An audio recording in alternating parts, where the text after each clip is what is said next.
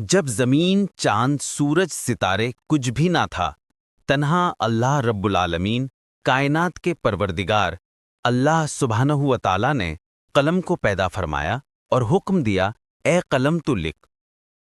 یہ حکم سنتے ہی قلم عرض کرنے لگا، اے میرے رب العالمین میں کیا لکھوں؟ اللہ رب العالمین نے فرمایا، تو عرش معلیٰ پر کلمہ طیبہ لکھ۔ یہ حکم پا کر قلم 400 سال تک لا الہ الا اللہ لکھتا رہا۔ جب 400 سال گزر گئے تب اللہ رب العالمین نے قلم سے پوچھا، اے قلم تو نے کیا لکھا؟ قلم نے عرض کیا، اے اللہ سبحانہ و تعالی میں نے تو بس لا الہ الا اللہ ہی لکھا ہے۔ اللہ رب العالمین نے فرمایا، تو نے کلمہ کا آخری حصہ کیوں نہیں لکھا؟ قلم خوف سے کانپتے ہوئے عرض کرنے لگا، اے میرے رب تو پاک ہے، تو یکتا ہے، اللہ کے سوا کوئی معبود نہیں۔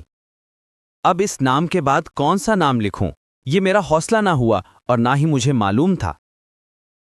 تب اللہ رب العالمین نے فرمایا، اے قلم لا الہ الا اللہ کے بعد میرے خاص دوست میرے محبوب محمد الرسول اللہ صلی اللہ علیہ وسلم کا نام لکھ، یعنی لکھ لا الہ الا اللہ محمد الرسول اللہ۔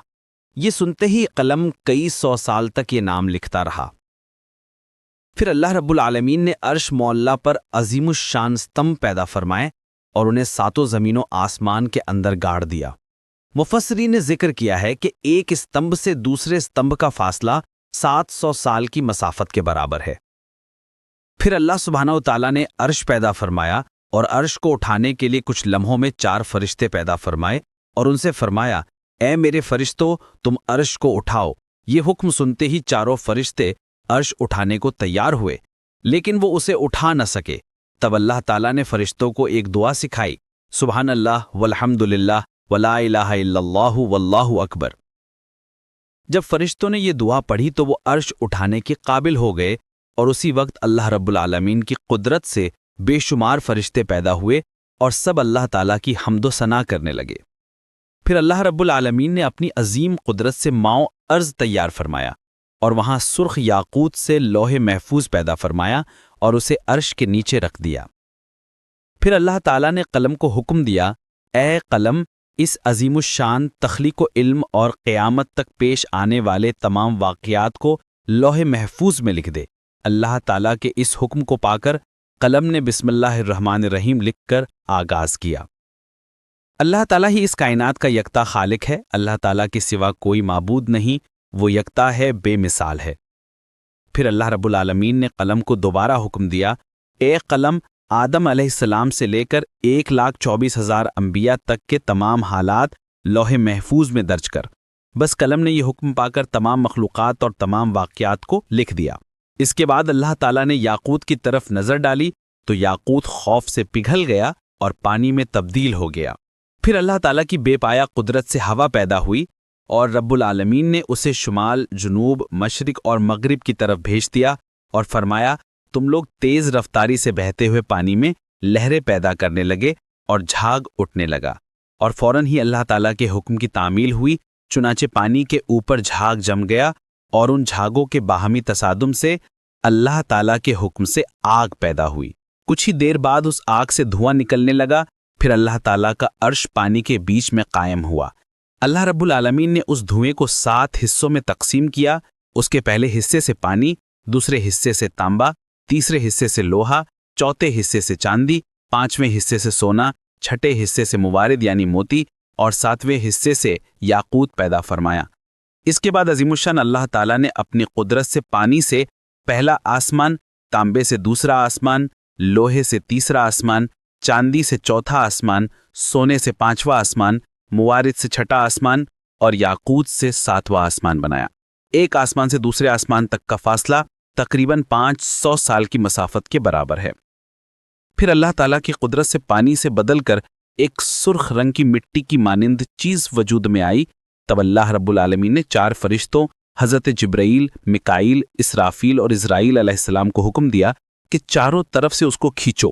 اللہ تعالیٰ کے حکم پر انہوں نے ایسا ہی کیا اور وہ چیز ایک وسیع زمین کی صورت اختیار کر گئی۔ پھر اللہ رب العالمین نے محض 6 دنوں میں آسمانوں، زمین، چاند، سورج، سیارے اور ستارے یعنی اس کائنات میں جو کچھ ہے سب کچھ پیدا کر دیا۔ پھر 1000 سال بعد اللہ رب العالمین نے بے دھواں آگ پیدا کی اور اس سے جنات کو پیدا فرمایا۔ جنوں میں ایک نبی بھیجے گئے جن کا نام یوسف تھا۔ اللہ سبحانہ و تعالیٰ نے اس نبی کو شریعت کے احکام سکھائے اور انہیں دنیا میں بھیجا۔ اس طرح جنات کی زندگی چلنے لگی، لیکن بہت سالوں کے بعد جنات اللہ سبحانہ و تعالیٰ کے احکام بھول گئے اور سب کے سب گمراہ ہو کر گناہوں میں ڈوب گئے۔ تب وہی یوسف نامی جن سب سے کہنے لگے، اے جنوں کے جماعت، اللہ سبحانہ و تعالیٰ سے ڈرو، گناہوں سے باز آ جاؤ۔ کیا تم بھول گئے ہو اللہ سبحانہ و تعالیٰ یکتا ہے، اس کے سوا کوئی معبود نہیں؟ بس توبہ کرو اور سیدھے راستے پر واپس آ جاؤ اور اللہ سبحانہ و تعالیٰ کے احکام مانو۔ لیکن جنوں کی جماعت نے اس کی بات نہ مانی اور سب نے مل کر اسے قتل کر دیا۔ ادھر فرشتے کہنے لگے، اے اللہ سبحانہ و تعالیٰ، جنات کی جماعت دنیا میں گناہوں میں مبتلا ہو کر فساد برپا کر رہی ہے اور قتل کر رہی ہے۔ اللہ رب اس کی رحمت بے پایا ہے۔ فرشتوں کی یہ بات سن کر اللہ سبحانہ و تعالیٰ نے جنوں کو ان کے گناہوں کی سزا نہ دی، بلکہ دوبارہ ایک اور پیغمبر بھیجا، لیکن وہ کامیاب نہ ہو سکے۔ صرف چند جن ہی ان کی ہدایت قبول کر کے سیدھے راستے پر آئے اور باقی سب گمراہ ہو گئے۔ یوں تقریباً 36,000 سال کے عرصے میں جنات نے بے شمار پیغمبروں کو قتل کر ڈالا۔ پھر اللہ رب العالمین نے فرشتوں سے فرمایا، جاؤ جو گناہوں میں مبتلا ہیں ان کو سزا دو۔ اللہ سبحانہ و تعالیٰ کے اس حکم کو پاتے ہی فرشتوں نے کروڑوں جنات کو سزا دی۔ صرف وہی مومن جن جو گناہ گار جنوں کے خوف سے جنگلوں، پہاڑوں اور غفاؤں میں بیٹھ کر اللہ سبحانہ و تعالیٰ کی عبادت کرتے تھے، وہی فرشتوں کے ہاتھ سے بچ گئے۔ اس وقت فرشتوں نے دیکھا کہ ایک کم عمر حسین و جمیل جن تنہا کھڑا ہے، اس کا نام ابلیس تھا۔